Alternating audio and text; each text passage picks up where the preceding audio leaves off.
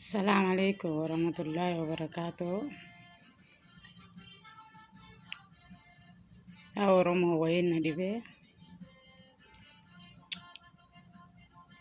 me mal balle sen chansu malif la farar kifam malif ajifam haye ajifam malif la farar kifam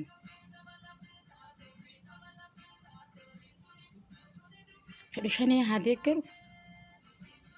fedu kafaho hadeker abba fede degeru mirga qab isinin dor kitani afaan qawweetiin nu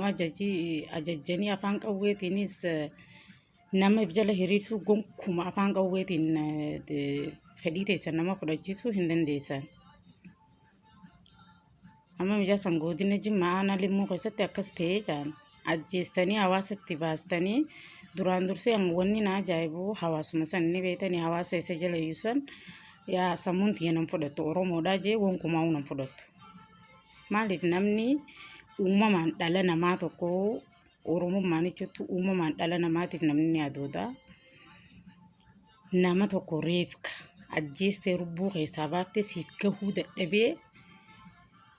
lafarra harkisu jechuun yaa waan hedduu sammuu nama tokko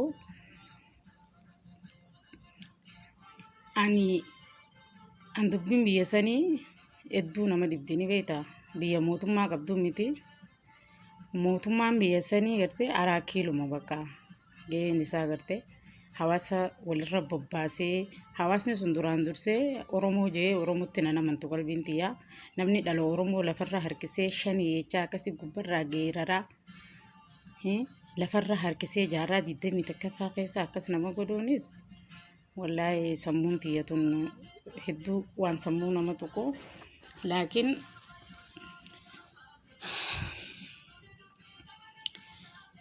wanni nama dibu anin beeku dubbii Itoophiyaa tana garuu ni turra malee ni urraa itti boombiin ni turti malee dhugaan Oromoo ni baati. Agartee shanii namni abaahoo shanii deeggaruuf adda bilisummaa Oromoo deeggaruuf jecha namni lubbuu fi dhabaa agartee firiidamni ati ooftu maali? Firiidamni hin jiru jechuudha. Firiidama afaaniin baatee namni si dhaga'u hin jiru. Oromoo ajjeestee Oromoo hidhaa Oromoo biyyarraa baasaa sagalee Oromootiin ukkaamsaanis hin danda'amtu jedhe. Agartee ajjeestee hafixuus fixxeetuma hangi hafe bilisummaan baha malee wanni isiniif duuba nama deebistan takka illee hin jiru. Takka. Agartee afaan qawweetiin jaalala bitannaa. Agartee afaan qawweetiin jaalalli isin bitattanis takka hin jirtu. Namni afaan qawweetiin namnummaan humnaan bitamuu hin jiru. Mirga uumaan namaa kan mirga rabbiin namaa kan rabbiin dhuunkaan rabbiin nama uumee agartee nama uumee addunyaa tanarra nama fideewu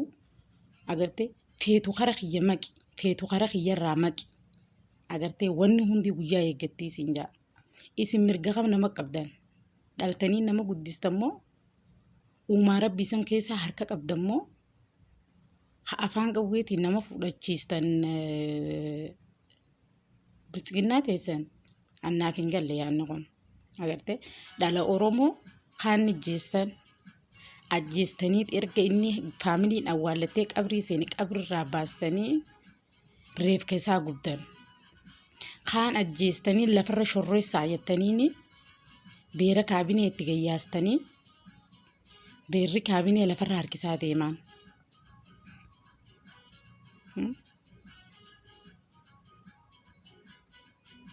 Hanga yoom akkanatti itti fuftan? Hanga yoomi qabsoon teessan akkanatti itti fuftu?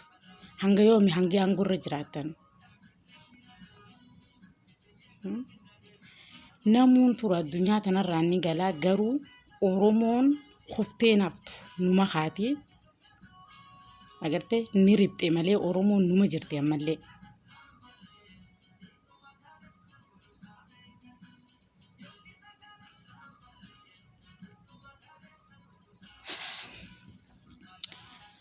Waan nama ajaa'ibu keessaa wallaahi wabillahi viidiyoo sallaalee hedduu garaan na badee maaliif dhaluma Oromooti ni beektaa ilmaanuma Oromooti bakka hunda rakkachaa jiru biyya Suudii keessatti ilmaan Oromooti Oromoo ta'uu isaaniitii fi hidhamanii taa'anii malee agartee baay'inaan harka 95 ilmaan Oromooti kan mana hidhaa keessatti hidhaa jiru harka 100tti biyya keessatti warri hidhaa jiru ilmaan Oromooti harka 100tti biyya keessa kadhumaa jiru karasaa sammataa keessa dhaamaa jiru ilmaan Oromooti agartee Oromoon mirga namaan dhiibdu mirga ifiitis dabarsitee laattu waggaa 27 kan Tigree wajjin Tigree nu fixeenne waggaa 27 uwwechaa baane Opiidoo warri Tigree wajjin nu fixaa ture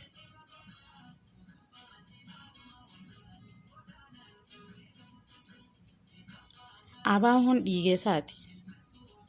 Abaawoo deeggaruu mirga guutuu qaba namni abaawoon deeggarin namaan jiru takka illee hin jiru mirga qaba mirga uumaan namaa kan isin namarraan futan namuu waan itti fakkaate godhuu mirga qaba isinis warra isin deeggaru ni jira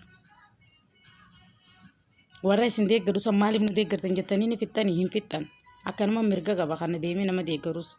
isin yoomuma beektan mirga rabbiin uumaan namaa kan mirga namaa kana yoom beektaniiti mirga namaa kana namaaf kannitan mirga namaatis beekame isi warra dirqamarra jetee mirga falmannaa joobar namni dirqamarra jetee mirga falmata dirqama raawwateeti mirga falmata dirqama raawwadha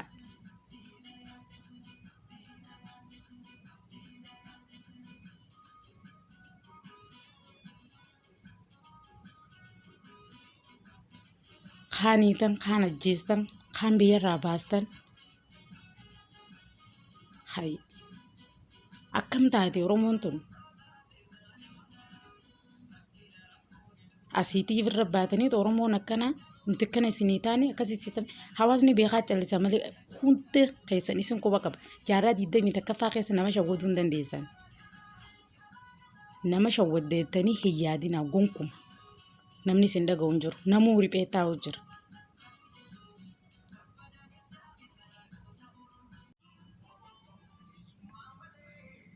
Kana dhibamee hanga yoom Oromoo ajjeestanii hanga yoom Oromoo hiitanii hanga yoom Oromoo fixxanii hanga yoom Oromoo lafarraa harkistanii hanga yoom Oromoo biyya ariitanii mii hanga yoom jiraattan mee naaf himaa Oromoo dhaggeeffadhu atiis agartee kaayyoo fuudhee naafaa boodhaa ittee jala ciisuun hin taatu jaarraa 20 takkaffaa keessa jirta kayii mirga kee falmadhu yoo mirga kan kee atiin falmanne namni sii falmatu hin jiru hayyoota kan kee hidhaman mana hidhaa jiran kasiifa doodu hidhamee mana hidhaa jira warri si dura jetee arraan tana kanatti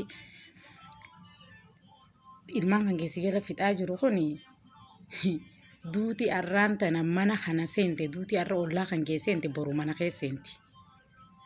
anna biran dhufnee na biran geenye duuti mana kiyyan seenne maaliin godhaa jettee yoo teessu taate immoo boruu dhufee hulaa sarra danda'u ta'a osoo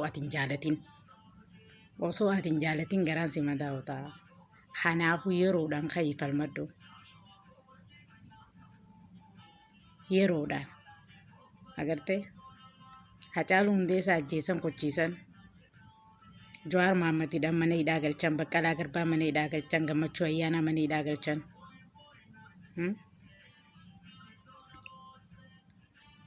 Abdii Raggaasaa mana hidhaa galchan Shamsuddiin Xahaa mana hidhaa galchan Hamzaa Booranaa mana hidhaa galchan tokko lama miti gaasee lakkaa'ee isiniin fixu wallistoota illee qabanii wallistoota keessanillee hidhan nama Oromoodhaaf niin hadoode jee Itoophiyaa keessaa saba isaatiif sabni hiyyummaa dhumaa jee gaafii kaasuu hunda ukkaamsanii dhabamsiisuu jiran jarri agartee Oromoo taateen jiraattu abaa'oo dhabamsiisuudhaaf agartee bishaan gogoysuu qabnaa jaan abaa'oo dhabamsiisuu hawaasa dhabamsiifnaa kajaan san tarkaanfii takkaan takkatiif fudhatu jira garuu manatti gaafa madaan isinirra geesse hadooduu teessan duuti arra mana Oromoo tokko seente kun gartee silaa osoo sammuu qabaattanii barumsi isinirraa fudhatan barumsa Hacaaluu Hundeessaa du'u ija teessan qaroo teessan ijaan duraa isin fuudhe namni isaa ajjeese mootummaan ni beeka mootummaa ajjeesisiisee baasee maneedhaa keessaa illee already dhiigni isaa awwaalame. Kanaafuu maal eedan?